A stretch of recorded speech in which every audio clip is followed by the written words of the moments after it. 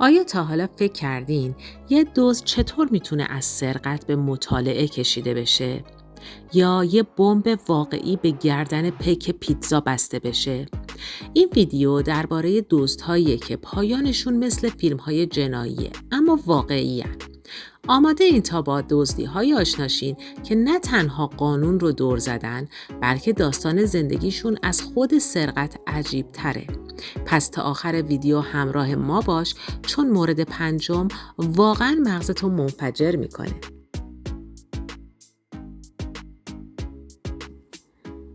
ساعت 2 شب بود. محله پراتی در روم کاملا در خواب بود. دزدی 38 ساله با مهارت خاصی در باز کردن قفل وارد یک آپارتمان شد. هدفش ساده بود. پول، طلا، هر چیزی که بشه فروخت. ولی وسط جستجو چشمش به یک کتاب قطور و کهنه میفته. اسطوره‌های یونان باستان. اول فقط کنجکاوی بود. ورق زد. یه افسانه خوند، بعد دومی و بعد ساعتها گذشت. اونقدر غرق در داستانها شد که متوجه برگشتن صاحب خانه نشد. پلیس رسید و اون رو در حالی که نشسته بود و با لذت میخوند دستگیر کرد. بعدها گفت اون کتاب جادوم کرد. اگر زودتر خونده بودمش شاید هیچ وقت دزد نمیشدم. 28 اوت 2003 پنسیلوانیا، آمریکا. برایان ویلز پیک پیتزا با یک سفارش عجیب به منطقه خلوت فرستاده شد. وقتی رسید بهش حمله کردن و یک بمب گردنی بهش بستن. نامه‌ای توی جیبش بود که دستور میداد باید از بانک پول بگیره و مسیر مشخصی رو طی کنه. برایان وارد بانک شد. صحنه باور نکردنی بود. یک مرد با بمب گردنش درخواست پول میکرد. پلیس رسید ولی نتونست بمب رو خنثی کنه. روبروی دوربین‌های خبری بمب منفجر شد و برایان مرد. تحقیقات نشون داد این یه نقشه پیچیده از چند نفر بوده. برایان اول مظنون بود اما بعداً مشخص شد اونم فریب خورده بوده. قاتل اصلی زنی باهوش و روانپریش که فکر می‌کرد داره عدالت اجرا میشه. البته هنوز هم همه جواب‌ها پیدا نشده. فرودگاه بروکسل 2013. هوا تاریکه. پرواز الماس‌ها از بلژیک به سوئیس آماده پروازه. گروهی 8 نفره با لباس پلیس و تجهیزات کامل در عرض چند ثانیه از حصار عبور می‌کنند. مستقیم سراغ ماشین حمل الماس‌ها میرن. هیچ شلیک، هیچ فریادی، فقط سکوت و دقت نظامی. در عرض 3 دقیقه محموله‌ای 50 میلیون دلاری رو میبرن. سوار 2 ماشین میشن و ناپدید میشن بدون اینکه حتی یک نفر زخمی بشه.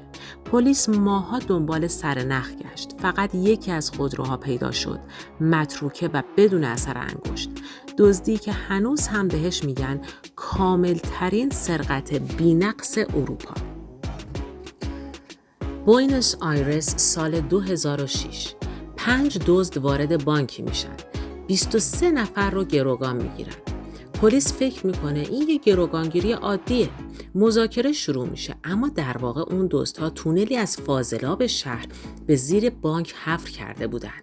در همون زمان که پلیس تلاش میکرد باهاشون حرف بزنه، اونا از طریق اون تونل به زیر گاف صندوق رفتن و 20 میلیون دلار پول و جواهرات برداشتن و بعدش بدون جا گذاشتن حتی یک اثر انگشت فرار کردن. وقتی پلیس وارد بانک شد، دزدها رفته بودن و فقط یک یادداشت مونده بود. ما از اسلحه استفاده نکردیم، از مغزمون استفاده کردیم. سال 1999 بزرگراهی در کالیفرنیا. کامیون حمل پول با 2 نگهبان در حال حرکت بود. هیچ کس شک نداشت چیزی ممکنه اشتباه پیش بره. اما یه دزد با جسارت باور نکردنی از روی سقف ماشین عقبی بالا رفت. خودش رو به کامیون رسوند. با ابزار دقیق سقف رو برید. وارد شد و میلیون‌ها دلار پول رو برداشت. نه نگهبان متوجه شد نه راننده. دزد از همون راه برگشت و ناپدید شد. فقط وقتی کامیون به مقصد رسید و درها باز شد فهمیدن پولها رفته. اون هم بدون اینکه هیچ نشونه‌ای از ورود به در اصلی وجود داشته باشه. انگار جادو شده بود. دنیای واقعی گاهی از تخیل هم عجیب تره. دزدهایی که شاید از قانون فرار کرده باشن، اما داستانشون برای همیشه در ذهن مردم مونده. به نظرت کدوم یکی از این سرقت‌ها عجیب تر بود؟ حتما برامون کامنت بذار و یادت نره ویدیوی بعدی قراره حتی عجیب تر باشه. پس منتظر بمون.